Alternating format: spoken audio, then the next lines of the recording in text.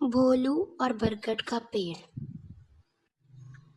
पूरब के पहाड़ों के नीचे एक पुराना गांव था जिसका नाम था देवली।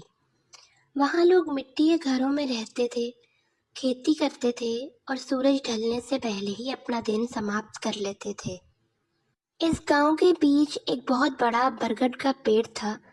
कहते थे वो पेड़ 100 साल पुराना है और उसमें कुछ दिव्य शक्ति भी बसती है।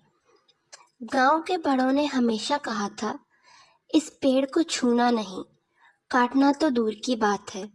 ये पेड़ गांव का रक्षक है। पर हर गांव में एक ऐसा लड़का होता है जो अलग सोचता है। देवली में भी था एक, जिसका नाम था भोलू। भोलू 20 साल का था, जिद्दी था और उसका मानना था कि पुरानी बातें सिर्फ डर बढ़ाने के लिए होती हैं या डर बनाने के लिए। वो कहता था पेड़ पेड़ होता है, वो न किसी का रक्षक होता है न शक्तियों से भरा हुआ, सब बकवास है।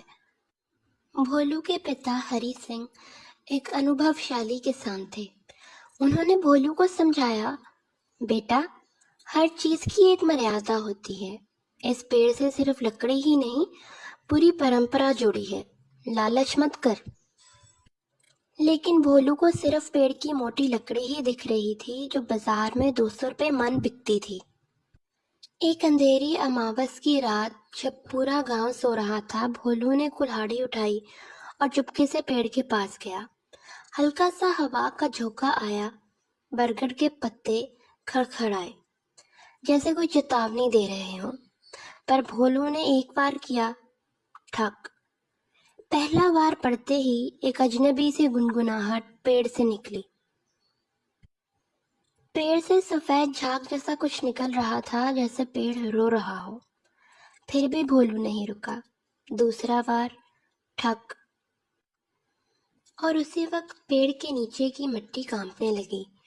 भोलू ने देखा, उसके पैरों के नीचे जमीन धंस रही थी। एक गहरा गड्ढा बन गया और उसमें से एक नाग जैसी शक्ल का धुआं निकल रहा था और वो धुआं उभर कर उसकी छाती तक आया।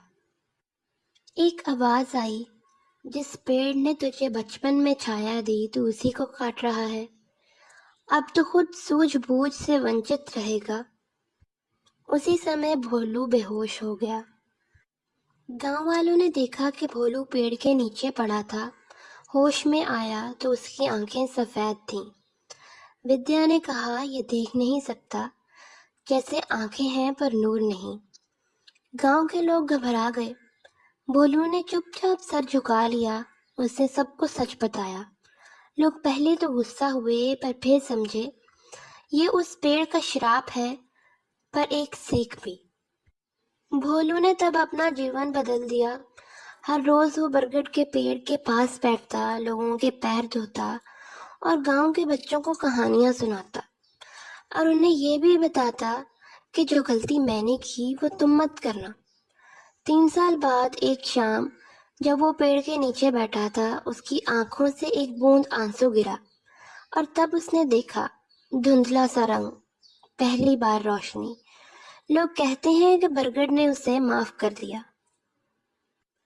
मॉडल, जिस पेड़ की छाया में जीवन बनता है, उसी को काटना सबसे बड़ा पाप है। लालच सिर्फ तब तक मीठा लगता है जब तक उसका फल न मिले। जो समय पे सुधर जाए, उसे प्रकृति भी माफ कर देती है। परंपरा और प्रकृति के बीच जो संतुलन है, वही जीवन का असली ज्ञान है। स्टोरी पसंद आई हो तो लाइक करें। मज़ीद ऐसी स्टोरीज सुनने के लिए हमारे YouTube चैनल को सब्सक्राइब करें और बेल का आइकन दबाएं।